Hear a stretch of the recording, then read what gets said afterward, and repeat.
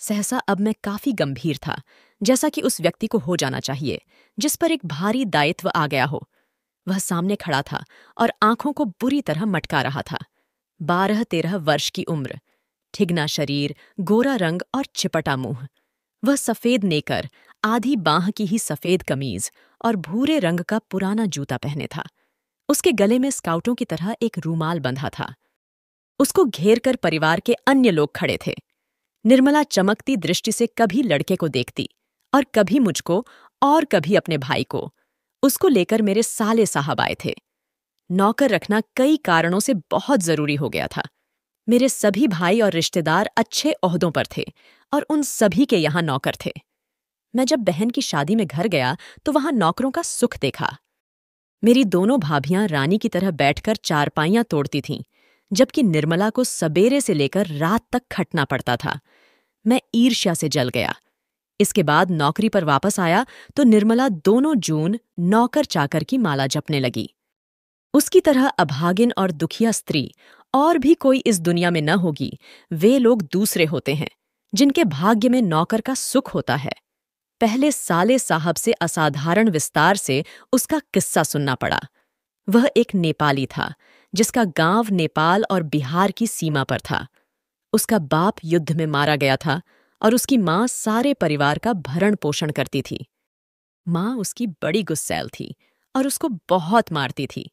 मां चाहती थी कि लड़का घर के काम धाम में हाथ बटाए, जबकि वह पहाड़ या जंगलों में निकल जाता और पेड़ों पर चढ़कर चिड़ियों के घोंसलों में हाथ डालकर उनके बच्चे पकड़ता या फल तोड़ तोड़ कर खाता। कभी कभी वह पशुओं को चराने के लिए ले जाता था।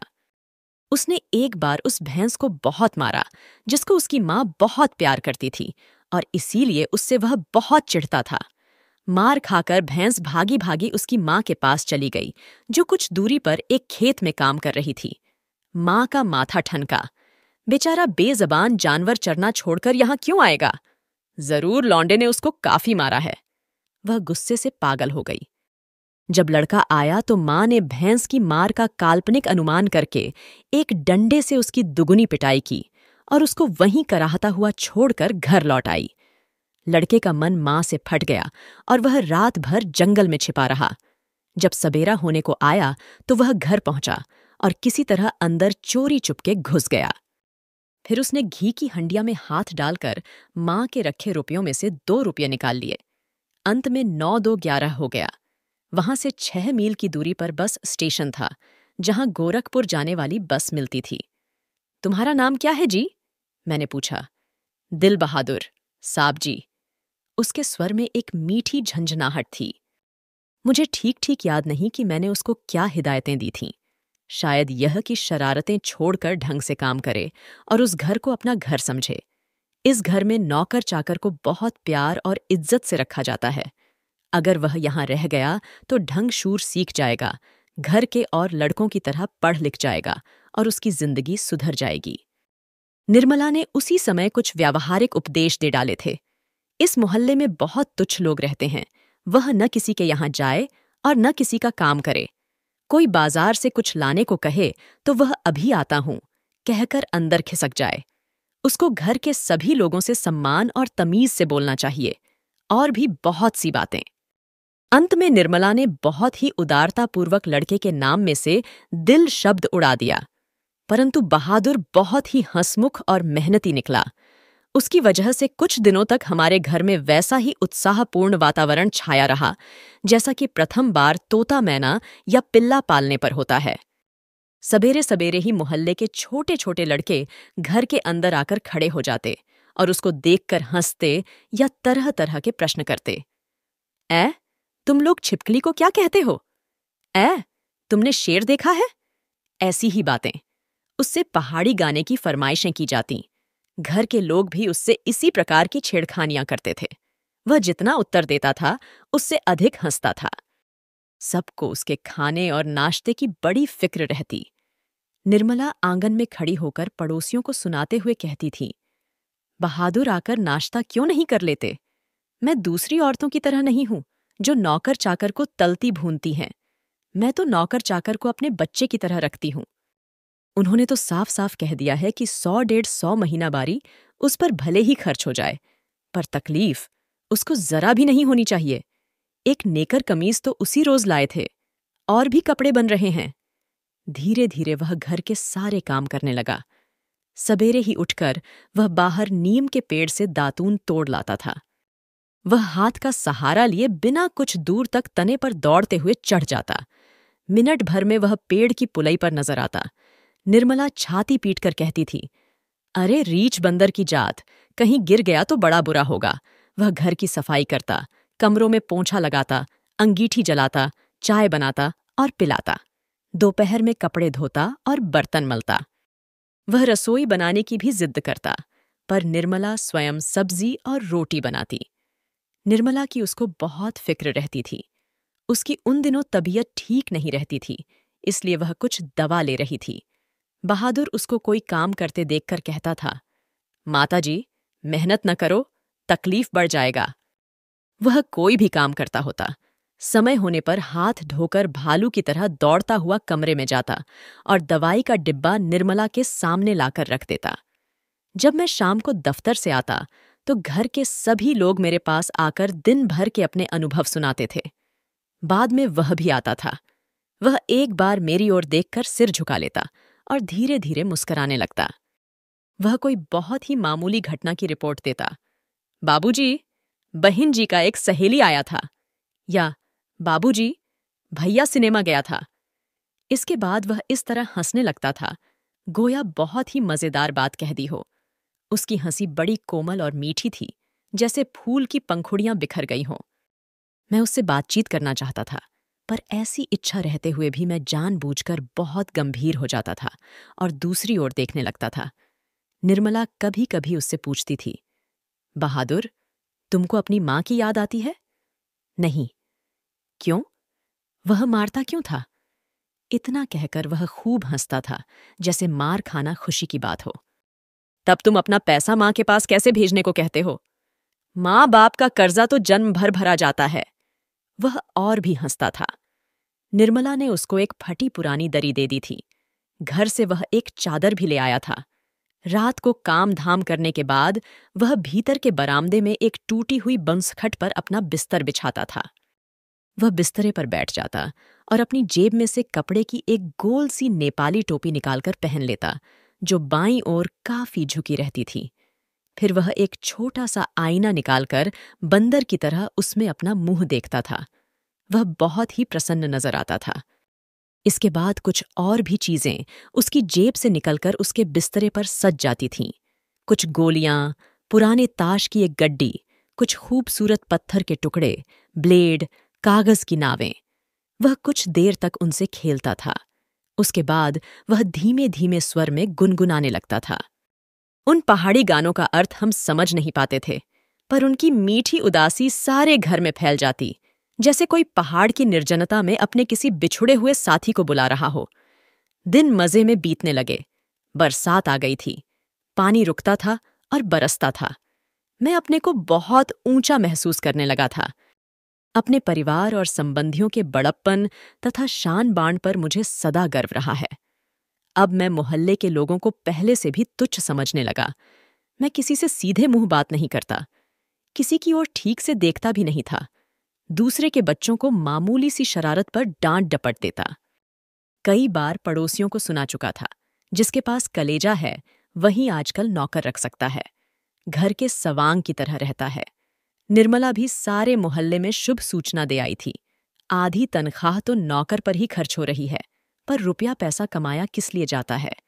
ये तो कई बार कह ही चुके थे कि तुम्हारे लिए दुनिया के किसी कोने से नौकर जरूर लाऊंगा। वही हुआ।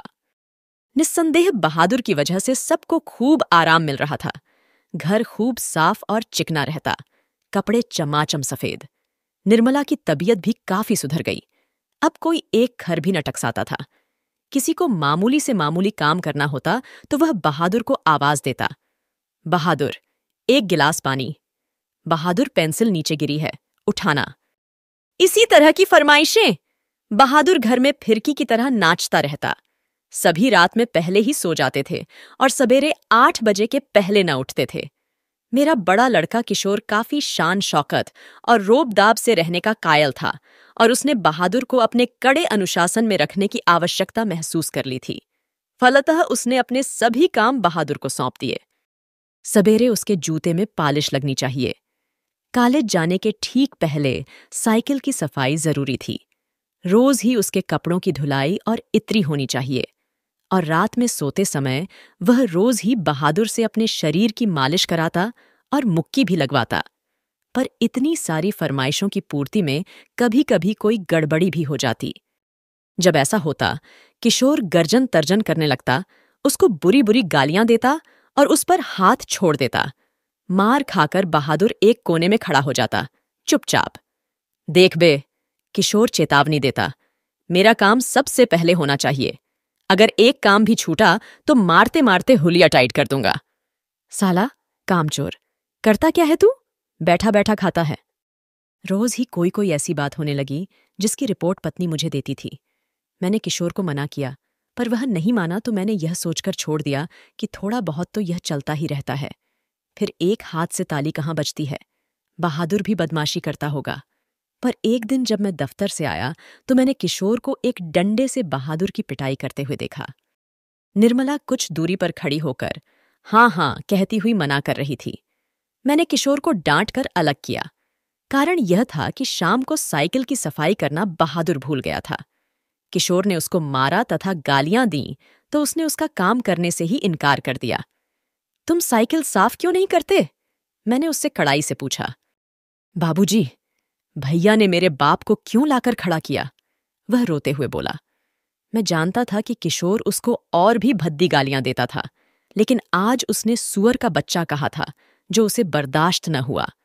निस्संदेह वह गाली उसके बाप पर पड़ती थी। मुझे कुछ हंसी आ गई। खैर, किशोर के व्यवहार को अच्छा नहीं कहा जा सकता, पर गृहस्वामी होने के कारण मुझ पर कुछ और गंभीर दायित्व भी थे। मैंने उसे समझाया, बहादुर, ये आदतें ठीक नहीं। तुम ठीक से काम करोगे तो तुमको कोई कुछ भी नहीं कहेगा। मेहनत बहुत अच्छी चीज है। जो उससे बचने की कोशिश करता है वह कुछ भी नहीं कर सकता। रूठना फूलना मुझे सख्त नापसंद है। तुम तो घर के लड़के की तरह हो। घर के लड़के मार नहीं खाते। हम तुमको जिस सुख आराम से रखते हैं वह कोई क्या रखेगा? जाकर दूसरे घरों में देखो तो पता लगे। नौकर चाकर भर पेट भोजन के लिए तरसते रहते हैं। चलो, सब खत्म हुआ, अब काम धाम करो। वह चुपचाप सुनता रहा, फिर हाथ मुंह धोकर काम करने लगा। जल्दी वह प्रसन्न भी हो गया। रात में सोते समय वह अपनी टोपी पहनकर देर तक गाता रहा। लेकिन कुछ दिनों बाद एक और भी गड़बड़ी शुरू हुई। निर्मला बहुत पतली पतली रोटियां सेंकती थी, इसलिए वह रोटी बनाने का काम कभी बहादुर से नहीं लेती थी। लेकिन मोहल्ले की किसी औरत ने उसे यह सिखा दिया कि परिवार के लिए रोटियां बनाने के बाद वह बहादुर से कहे कि वह अपनी रोटी खुद बना लिया करे, नहीं तो नौकर चाकर की आदत खराब हो जाती है। महीन खाने से उनकी आदत बिगड़ जाती है। यह बात निर्मला को झंझ गई थी और रात में उसने ऐसा ही प्रयोग किया। वह अपनी रोटियां बनाकर चौके में से उठ गई। बहादुर का मुंह उतर गया। वह चूल्हे के पास सिर झुकाकर चुपचाप खड़ा रहा। क्या हो गया रे? निर्मला ने पूछा। वह कुछ नहीं बोला। चल, चुपचाप बना अपनी रोटियां। तू सोचता है कि मैं तुझे पतली पतली नरम नरम रोटियां सेंककर खिलाऊंगी? तू कोई घर का लड़का है? नौकर चाकर तो अपना बनाकर खाते ही रहते हैं। तीता तो इनको इसलिए लग रहा है कि सारे घर के लिए मैंने रोटियां बनाई। इनको अलग करके इनके साथ भेद क्यों किया? वाह रे, इसके पेट में तो लंबी दाढ़ी है। समझ जा, रोटियां नहीं सेंकेगा तो भूखा रहेगा। पर बहादुर उसी तरह खड़ा रहा तो निर्मला का गुस्से से बुरा हाल हो गया। उसने लपक कर उसके गाल पर 2-3 थप्पड़ जड़ दिए। सुअर कहीं के, इसीलिए तुझे किशोर मारता है। इसी वजह से तेरी माँ भी मारती होगी। चल, बना रोटी। मैं नहीं बनाऊंगा। मेरी माँ भी सारे घर की रोटियां बनाकर मुझसे रोटी सेंकवाती थी। वह रोने लगा था। तो क्या मैं तेरी माँ हूं कि तू मुझसे जिद कर रहा है? घर के लड़कों के बराबर बन रहा है? मारते मारते मुंह रंग दूंगी। पर उसने अपने लिए रोटी नहीं बनाई। मुझे भी बड़ा गुस्सा आया। मैंने उसको डांटा और समझाया, पर वह नहीं माना। रात भर वह भूखा ही रहा, पर सवेरे उठकर वह पहले की तरह ही हंसने लगा। उसने अंगीठी जलाकर अपने लिए रोटियां सेंकी। अपनी बनाई मोटी और भद्दी रोटियों को देखकर वह खिलखिलाने लगा। फिर रात की बची हुई सब्जी से उसने खाना खा लिया। लेकिन निर्मला का भी हाथ खुल गया था। वह उससे कुछ चिढ़ भी गई थी। अब बहादुर से कोई भी गलती होती तो वह उस पर हाथ चला देती। उसको मारने वाले अब घर में 2 व्यक्ति हो गए थे और कभी कभी एक गलती के लिए उसको दोनों मारते। बरसात बीत गई थी। आकाश दर्पण की तरह स्वच्छ दिखाई देता। मैंने बहादुर की माँ के पास चिट्ठी लिखी थी कि उसका लड़का मेरे पास मजे में है और मैं उसकी तनख्वाह के पैसे उसके पास भेज दिया करूंगा। लेकिन कई महीने के बाद भी उधर से कोई जवाब नहीं आया था। मैंने बहादुर से कह दिया था कि उसका पैसा यहां जमा रहेगा, जब वह घर जाएगा तो लेता जाएगा। पर अब बहादुर से भूल गलतियां अधिक होने लगी थीं। शायद इसका कारण मारपीट और गाली गलौज हो। मैं कभी कभी इसको रोकना चाहता, फिर यह सोचकर चुप लगा जाता कि नौकर चाकर तो मारपीट खाते ही रहते हैं। एक दिन रविवार को मेरी पत्नी के एक रिश्तेदार आए। वह बीवी बच्चों के साथ थे। वह अपने किसी खास संबंधी के यहाँ आए थे तो यहाँ भी भेंट मुलाकात करने के लिए चले आए थे। घर में बड़ी चहल पहल मच गई। मैं बाजार से रोहू मछली और देहरादूनी चावल ले आया। नाश्ता पानी के बाद बातों की जलेबी छनने लगी। पर इसी समय एक घटना हो गई। अचानक उस रिश्तेदार की पत्नी नीचे फर्श पर झुककर देखने लगी। फिर उन्होंने चारपाई के अंदर झांक कर देखा। अंत में कमरे के अंदर गईं और फर्श पर पड़े हुए कागजों को उठाकर जांच पड़ताल करने लगीं। क्या बात है? मैंने पूछा। रिश्तेदार की पत्नी जबरदस्ती मुस्कुराकर मजबूरी में सिर हिलाते हुए बोली, क्या बताएं? 11 रुपये साड़ी के खूंट से निकालकर यहीं चारपाई पर रखे, पर वे मिल नहीं रहे हैं। आपको ठीक याद है ना?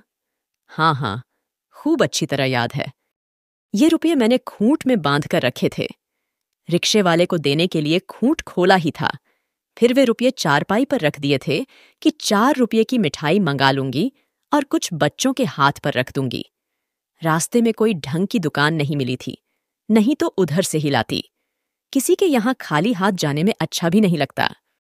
बताइए, अब तो मैं कहीं की न रही। फिर मेरी ओर झुककर धीमे स्वर में कहा था, जरा उससे पूछिए ना। वह इधर आया था। कुछ देर तक वह यहां खड़ा रहा, फिर तेजी से बाहर चला गया था। अरे नहीं, वो ऐसा नहीं है, मैंने कहा। You do not know these, people are expert in this art, रिश्तेदार ने कहा। मैंने बहादुर की ओर तिरछी दृष्टि से देखा। वह सिर झुकाकर आटा गूंथ रहा था। उसके चेहरे पर संतुष्टि एवं प्रफुल्लता थी।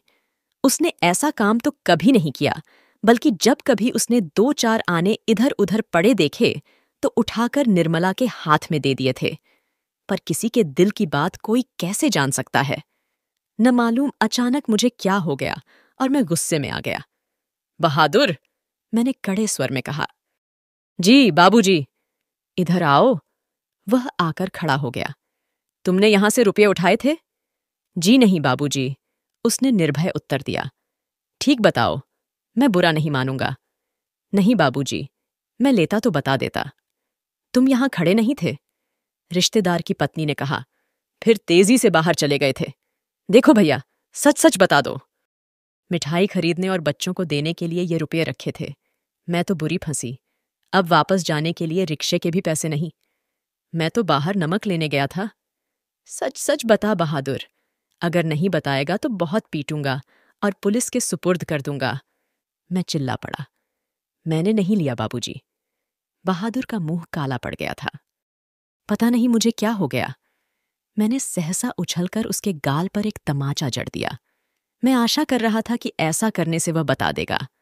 तमाचा खाकर वह गिरते गिरते बचा। उसकी आंखों से आंसू गिरने लगा। मैंने नहीं लिया। इसी समय रिश्तेदार साहब ने एक अजीब हरकत की। अच्छा छोड़िए, इसको पुलिस के पास ले जाता हूं। इतना कहकर उन्होंने बहादुर का हाथ पकड़ लिया और उसको दरवाजे की ओर घसीट कर ले गए। पर दरवाजे के पास उससे धीरे से बोले, देखो, तुम मुझे बता दो। मैं कुछ नहीं करूंगा, बल्कि तुमको इनाम में 2 रुपये दे दूंगा। पर बहादुर ने इनकार कर दिया। इसके बाद रिश्तेदार साहब 2-3 बार उसको दरवाजे की ओर खींच कर ले गए, जैसे पुलिस को देने ही जा रहे हैं। लेकिन आगे बढ़कर वह रुक जाते और उससे धीमे धीमे शब्दों में पूछताछ करने लगते। अंत में हार कर उन्होंने उसको छोड़ दिया और वापस आकर चारपाई पर बैठते हुए हंसकर बोले, जाने दीजिए, ये सब बड़े घाघ होते हैं। किसी झाड़ीवाड़ी में छिपा आया होगा या जमीन में गाड़ आया होगा। मैं तो इन सबों को खूब जानता हूं। भालू बंदर से कम थोड़े होते हैं ये। चलिए, इतना नुकसान लिखा था। इसके बाद निर्मला ने भी उसको डराया धमकाया और 2-4 तमाचे जड़ दिए, पर वह नहीं नहीं करता रहा। इस घटना के बाद बहादुर काफी डांट मार खाने लगा। घर के सभी लोग उसको कुत्ते की तरह दुरदुराया करते। किशोर तो जैसे उसकी जान के पीछे पड़ गया था। वह उदास रहने लगा और काम में लापरवाही करने लगा। एक दिन मैं दफ्तर से विलंब से आया। निर्मला आंगन में चुपचाप सिर पर हाथ रखकर बैठी थी। अन्य लड़कों का पता नहीं था, लेकिन लड़की अपनी मां के पास खड़ी थी। अंगीठी अभी नहीं जली थी। आंगन गंदा पड़ा था। बर्तन बिना मले हुए रखे थे। सारा घर जैसे काट रहा था। क्या बात है? मैंने पूछा। बहादुर भाग गया। भाग गया? क्यों? पता नहीं। आज तो कुछ हुआ भी नहीं था। सबेरे से ही बड़ा प्रसन्न था। हमेशा माताजी किए रहा। दोपहर में खाना खाया। उसके बाद आंगन से सिलबट्टा लेकर बरामदे में रखने जा रहा था कि सिल हाथ से छूटकर गिर गई और 2 टुकड़े हो गई। शायद इसी डर से वह भाग गया कि लोग मारेंगे। पर मैं इसके लिए उसको थोड़े कुछ कहती। क्या बताऊं, मेरी किस्मत में आराम ही नहीं। कुछ ले गया? यही तो अफसोस है। कोई भी सामान नहीं ले गया है। उसके कपड़े, उसका बिस्तर, उसके जूते सभी छोड़ गया है। पता नहीं उसने हमें क्या समझा। अगर वह कहता तो मैं उसे रोकती थोड़े, बल्कि उसको खूब अच्छी तरह पहना ओढ़ाकर भेजती। हाथ में उसकी तनख्वाह के रुपये रख देती। 2-4 रुपये और अधिक दे देती। पर वह तो कुछ ले ही नहीं गया। और वे 11 रुपये? अरे वह सब झूठ है। मैं तो पहले ही जानती थी कि वे लोग बच्चों को कुछ देना नहीं चाहते, इसलिए अपनी गलती और लाज छिपाने के लिए यह प्रपंच रच रहे हैं। उन लोगों को क्या मैं जानती नहीं। कभी उनके रुपये रास्ते में गुम हो जाते हैं, कभी वे गलती से घर ही छोड़ आते हैं। मेरे कलेजे में तो जैसे कुछ हौड़ रहा है। किशोर को भी बड़ा अफसोस है। उसने सारा शहर छान मारा, पर बहादुर नहीं मिला। किशोर आकर कहने लगा, अम्मा, एक बार भी अगर बहादुर आ जाता तो मैं उसको पकड़ लेता और कभी जाने न देता। उससे माफी मांग लेता और कभी नहीं मारता। सच, अब ऐसा नौकर कभी नहीं मिलेगा। कितना आराम दे गया है वह। अगर वह कुछ चुरा कर ले गया होता तो संतोष हो जाता। निर्मला आंखों पर आंचल रखकर रोने लगी। मुझे बड़ा क्रोध आया। मैं चिल्लाना चाहता था, पर भीतर ही भीतर मेरा कलेजा जैसे बैठ रहा हो। मैं वहीं चारपाई पर सिर झुकाकर बैठ गया। मुझे एक अजीब सी लघुता का अनुभव हो रहा था। यदि मैं न मारता तो शायद वह न जाता। मैंने आंगन में नजर दौड़ाई। एक ओर स्टूल पर उसका बिस्तर रखा था। अलगनी पर उसके कुछ कपड़े टंगे थे। स्टूल के नीचे वह भूरा जूता था जो मेरे साले साहब के लड़के का था। मैं उठकर अलगनी के पास गया और उसके नेकर की जेब में हाथ डालकर उसके सामान निकालने लगा। वही गोलियां, पुराने ताश की गड्डी, खूबसूरत पत्थर, ब्लेड और कागज की नावें। यह कहानी यहीं खत्म होती है।